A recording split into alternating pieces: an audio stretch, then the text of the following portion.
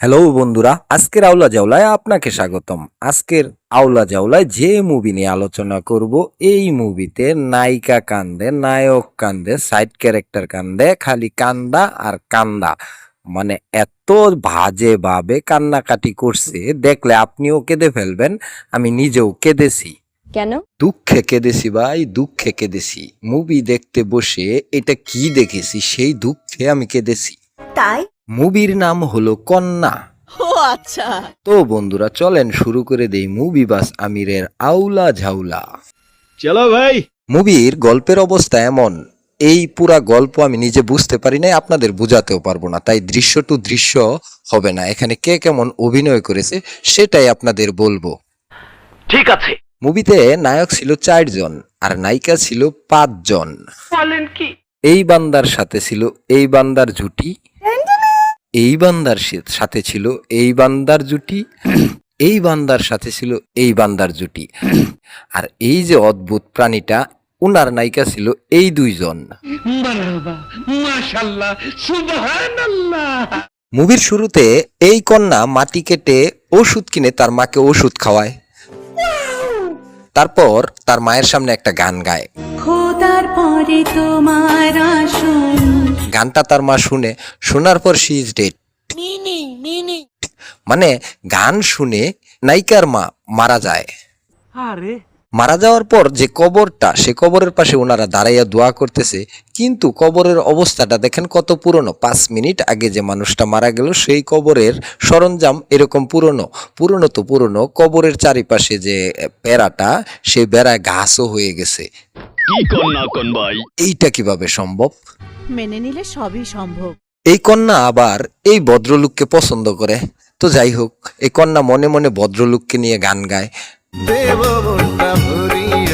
এই ভদ্রলোক কন্যার হাত শুকে দেখে কি সাবান দিয়ে গোসল করছে, আর চুল শুকে দেখে যে কি শ্যাম্পু মাথায় মাখছে। 6 বছর পর যে ঘটনা আসে, সেটা কাজী হায়াতকে দেখানো হয়। কাজী হায়াতের ছেলে, সে আবার মৃগী রোগী। হ্যাঁ, এই মৃগী রুগীর সাথে একটা চামচা থাকে। চামচা বগলের নিচে জুতা রাখে, যখন রোগটা উঠবে তার নাকে শুকানো হবে এবং সুস্থ হবে। এই জন্য কত ক্রিয়েটিভ লুক। আরে এরা কারা, কোত্থেকে এলো? এই ভদ্রলোকের অভিনয়ের অবস্থা ছিল অতি জঘন্য, অতি অখাদ্য। আমার মনে হয় আমি তোমাদের কাছে একটা বোঝা।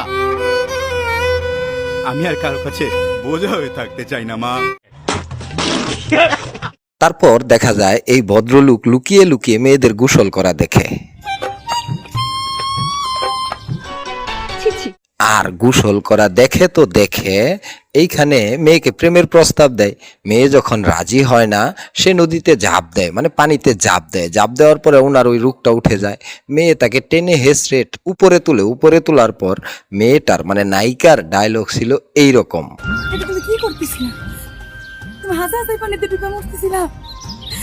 তুমি আমার এত ভালোবাসো? কন্ট্রোল। ভালোবাসা কারে কয় তা আমি জানি না, তয় তোমারও ভালো লাগছিল। What is this? এরপর তাদের 2 জনের প্রেম হয়ে যায়। প্রেমের পর তাদের গান শুরু হয়ে যায়। গানের মধ্যে এই ভদ্রলোক কাঞ্চন ভাইয়ের ডান্স কপি করছে। কাঞ্চন ভাইয়ের ডান্স কপি কইরে শান্ত ছিল না, উনি সঞ্জয় দত্তের হাঁটার স্টাইলকেও কপি করেছে। মানে কি বলবো, যাই হোক। কিন্তু এই দৃশ্যটা আমার মাথায় ঢুকলো না, নায়িকা এইভাবে নায়কের উপরে পা তুলে দিল কেন? জানি না।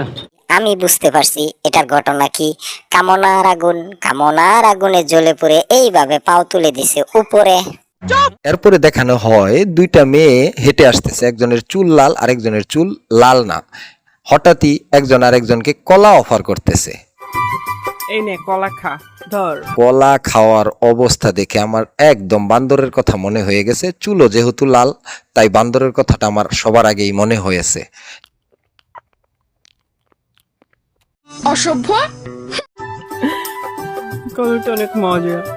Control control. চুল যে লাল, এই মেয়েটাকে আমি নায়িকা মনে করেছিলাম, কিন্তু না, উনি নায়িকা না, উনি নায়িকার বান্ধবী। যাই হোক, এই নায়িকা আর এই নায়কের সাথে প্রেম হয়। প্রেম হওয়ার পরে গান, আর গানে উনি যা করেছে একদম বিশ্ব রেকর্ড করে ফেলেছে। শাহরুখ খানের সিগনেচার স্টেপকে কপি করেছে।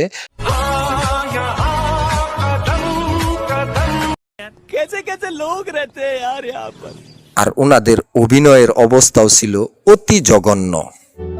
কি ব্যাপার, ফরেস্ট অফিসারের মতো হেলান দিয়ে এভাবে দাঁড়িয়েছো কেন? ফরেস্ট অফিসার কি গাছ পাড়া দেয়? আর এইটা হলো মুভির 4 নাম্বার নায়িকা। আর এই 4 নাম্বার নায়িকাকে দেখে 4 নাম্বার নায়ক সাহেব পাগল হয়ে যায়। আর পাগল হয়ে উনি বলেন, কিন্তু ওর মতো এত সুন্দর, অপরূপ, হরিণের মতো টানা টানা চোখ আমি আমার জীবনে কখনো দেখিনি। ভাই আমাকে কেউ কাশির সিরাপ দেন, আমি খেয়ে মরে যাই। এই ধরনের একটা মেয়েকে যদি এইভাবে প্রশংসা করা হয় তাহলে তো একেবারে গেল, সব গেল। উনি নায়িকা হলেন কিভাবে, এইটা আমার প্রশ্ন। পোশাক পরেই তারপরে কমনে এই কন্যা মুভির শুরুতে গান গেয়ে শোনায় তার মাকে, তার মা ডেড। আর মুভির শেষে গান গায়, গাওয়ার পর ইজ ডেড, মানে গান গেয়ে সে মারা যায়। কিভাবে স্যার? মুভির গল্পটা যে লিখেছে উনি প্রকৃতির তরুলতা খেয়ে লিখেছে, তাও সেই প্রকৃতির তরুলতা খেয়েছে যার ডেট ফেল ছিল। ওই ধরনের প্রকৃতির তরুলতা খাওয়ার পর উনি গল্পটা লিখেছে। তাই মুভির আগা কোথায় মাথা কোথায়, কি কাহিনী কিচ্ছু বোঝা যায়নি। সঠিক বলেছেন, আপনার বুদ্ধি ভালো। আমরা যারা গ্রাম অঞ্চলের মানুষ তারা যাত্রা দেখেছি সবাই। যাত্রায় আমরা দেখি মঞ্চে অভিনয় করে, আর এই বান্দাগুলা আমার মনে হয় সেই যাত্রা গানেই বা যাত্রাতেই অভিনয় করতো। ওনারা এই সিনেমায় সুযোগ পেয়েছে তাই যাত্রার মতোই অভিনয় করেছে। এখানে যাত্রার থেকেও খারাপ হয়েছে এই জন্য, যাত্রায় একটা মঞ্চের মধ্যে অভিনয় করে একটা ভুল হলেও মানুষ মেনে নেয়, কিন্তু মুভিতে যখন 1000টা ভুল করবেন তখন কিভাবে মেনে নেবে? এই ধরনের মুভি কিভাবে সেন্সর থেকে ছাড়পত্র পায় এইটা আমার মাথায় ঢুকে না। ভাই একটা কথা কি জানেন, এই ধরনের মুভি বাংলাদেশে সম্ভব, অহরহ সম্ভব। হিরো আলম করতেছে, এই যে এই মুভির এক নায়ক অভি উনি করতেছে, ওই মিলন সেতু মুভির নায়ক উনি করতেছে। তো এই ধরনের মুভি বাংলাদেশে সম্ভব, এটা আশ্চর্য হওয়ার কিচ্ছু নাই। এই ধরনের মুভি বাংলাদেশে আসবেই আসবেই। বলিস কি? এই ধরনের জেড গ্রেটের মুভিগুলা বাংলাদেশে যদি আসা বন্ধ না হয় তাহলে বাংলাদেশ চলচ্চিত্রের অবস্থা খারাপই হবে, ভালো হবে না। সালাম সেই মহিষী নারীকে। অভিনয় খারাপ হয়, এত জঘন্য খারাপ হয় এটা আমি কখনো দেখিনি। আর ব্যাকগ্রাউন্ড মিউজিকের অবস্থা কি বলবো, যাত্রাপালায় আমরা যে ধরনের ব্যাকগ্রাউন্ড মিউজিক পাই এই মুভিতে সেই ব্যাকগ্রাউন্ড মিউজিকগুলাই আমরা পেয়েছি। তুমি আমারে কি কইবার চাও এইটা আমি জানি। তাই তো এই মুভির নাম কন্যা না হয়ে জেড গ্রেটের কান্না হওয়ার দরকার ছিল, তাহলে হয়তো একটু বেস্ট হইতো, মানে মুভির কাহিনীর সাথে অভিনয়ের সাথে পারফেক্ট মিল খাইতো। যাই হোক বন্ধুরা, ভিডিওটা কেমন লাগলো জানাবেন। ভিডিও ভালো লাগলে লাইক করবেন, কমেন্ট করবেন। আমার চ্যানেলটাতে নতুন হয়ে থাকলে চ্যানেলটা সাবস্ক্রাইব করবেন, পাশে থাকা বেল বাটন অন করে দেবেন। আজ চলে যাচ্ছি, আবার দেখা হবে নতুন কোনো ভিডিওতে। সে পর্যন্ত ভালো থাকবেন, সুস্থ থাকবেন। আল্লাহ হাফেজ। গল্পটা অনেক মজা।